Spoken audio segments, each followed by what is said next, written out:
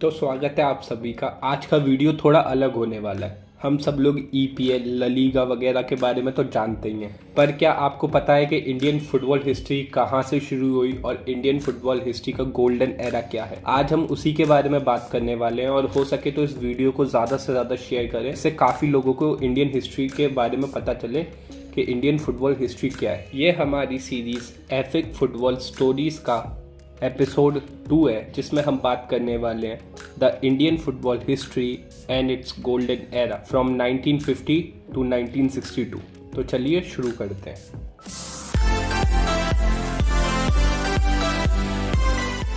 तो बात शुरू होती है 19th सेंचुरी से, जब ब्रिटिशर्स का इंडिया पर रूल और ब्रिटिशर्स ही थे जिन्होंने इंडिया में फर्स्ट टाइम फुटबॉल को इंट्रोड्यूस किया। अगर अर्ली डेज की बात कर लें तो पहले फुटबॉल सिर्फ आर्मीज में ही प्रैक्टिस किया जाता था और आर्मी के लोग ही उसे परफॉर्म करते थे, लेकिन समय के साथ धीरे धीरे फुटबॉल इंडिया में फैलने लगा, जिसका क्रेडिट जाता है मिस्टर नागेंद्र प्रसाद सर्वाधिकारी को, जिनको फादर ऑफ इंडियन फुटबॉल भी कहा जाता है। अगर उनके रोल की बात करें तो उन्होंने बहुत बड़ा रोल प्ले किया था फुटबॉल को टीनेजर्स तक पहुंचाने में कैलकाटा में। अगर बात करें तो कैलकाटा जो अभी कोलकाता है उसी को इंडियन फुटबॉल का स्टार्टिंग पॉइंट माना जाता है और कहा जाता है कि सारा फुटबॉल सब वहीं से शुरू हुआ था। और इसका पता ऐसे भी चलता है कि कैलकाटा एफसी करके फर्स्ट ऑफिशियल क्लब था इंडिया का जो कैलकाटा में स्टार्ट हुआ, जिसके बाद आईएफए इंडियन फुटबॉल एसोसिएशन पहला ऑफिशियल फुटबॉल एसोसिएशन था जो इंडिया में स्टार्ट हुआ था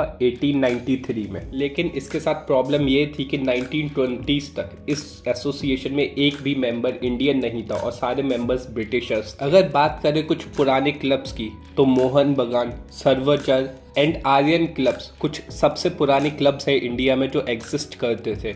और रिकॉर्ड्स की माने तो इंडिया में सबसे पुराना खेले गया मैच फुटबॉल का कैलकाटा क्लब ऑफ सिविलियंस में हुआ था जेंटलमैन ऑफ बैरकपुर के साथ 1854। अगर बात करें इंडिया के डूरंत कप की तो वो दुनिया का 3rd ओल्डेस्ट टूर्नामेंट है और एशिया में सबसे ओल्डेस्ट फुटबॉल टूर्नामेंट है उस टाइम का। इसी के साथ कुछ और टूर्नामेंट्स भी धीरे धीरे स्टार्ट होते हैं, जैसे कि Trades Cup, IFA Shield etcetera वगैरह। और इन सब क्लब्स और टूर्नामेंट्स के स्टार्ट होने से और बढ़ते हुए देखते हुए इंडिया को एक नई कमिटी और रेगुलेटरी बॉडी बिठानी पड़ी, जिसको बोला गया है AIFFA, all Indian football federation, जो कि स्टार्ट हुई थी और इनिशिएट करी गई थी 1937 में। पर इसका भी स्टार्टिंग का समय इतना इजी नहीं था और इस AIFF को 10 साल से ज़्यादा लगे फीफा के द्वारा रिकॉग्नाइज्ड करने में। और फिर इसी के बाद स्टार्ट होता है इंडिया के द गोल्डन ईयर, जो थे 1950 से लेकर 1962। अगर बात करें तो इंडियन फुटबॉल का जो गोल्डन एरा था वो 90s में ही शुरू हो गया था, अर्ली 90s में। सबसे बड़ी विक्ट्री थी वो थी 29 जुलाई 1911 में एक English side east Yorkshire India के मोहन बगान से खेलने आई थी और इस मैच में 80 के मोहन बगान के जो प्लेयर्स हैं वो बेयर फुटेड खेले थे। आपको लगा था कि ईस्ट यॉर्कशायर आसानी से जीत जाएगी, पर शॉकिंग करके मोहन बगान ने इसमें विक्ट्री ले ली 2-1 और ब्रिटिशर्स को हरा दिया। चल के उन 11 प्लेयर्स को द इमोर्टल 11 का टैग भी दिया गया। इसी विक्ट्री के बाद मोहन बगान को इंडियन नेशन का नेशनल क्लब भी घोषित कर दिया गया और जो ये विक्ट्री थी वो एक नेशनलिस्ट सिंबल बन गई ब्रिटिशर्स के अगेंस्ट फाइट में फ्रीडम के लिए। फुटबॉल धीरे धीरे इंडिया में पॉपुलर होना शुरू हो गया। करें 1930 के दशक की तो इंडियन टीम काफ़ी कंट्रीज जैसे कि मलेशिया और ऑस्ट्रेलिया वगैरह में जाना शुरू हो गई फुटबॉल मैचेस के लिए और टूर्नामेंट्स के लिए। अब बात कर लेते हैं इंडियन फुटबॉल के एक बहुत ग्लोरियस मूवमेंट की, तो बात है 1948 ओलंपिक्स की। इंडिया और फ्रांस में मैच था। वैसे तो इंडिया 2-1 से हार गई थी, जिसमें इंडिया ने एक पेनल्टी भी मिस करी थी, पर ये मैच काफ़ी ग्लोरियस माना जाता है इंडियन फुटबॉल में, क्योंकि उस फ्रांस की टीम को इंडियन टीम हराने के इतने करीब आ गई थी।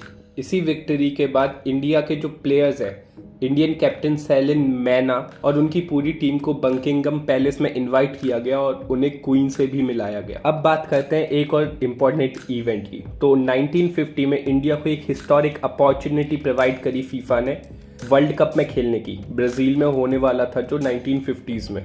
ही इंडिया ने सबसे बड़ी गलती कर दी और इंडिया की जो कम्युनिटी थी AIFF, उन्होंने स्टेप आउट कर लिया वो 1952 के ओलंपिक्स को ज़्यादा वजन देते थे और वह उसे ज़्यादा वैल्यू करते थे और उसे जीतना चाहते थे। इसके पीछे एक कहानी और है कि बोला जाता है, र्यूमर्स हैं कि इंडिया उस वर्ल्ड कप में बेयर फुट खेलना चाहती थी और इसलिए फीफा ने ही इंडिया को डिसअलाउ कर दिया।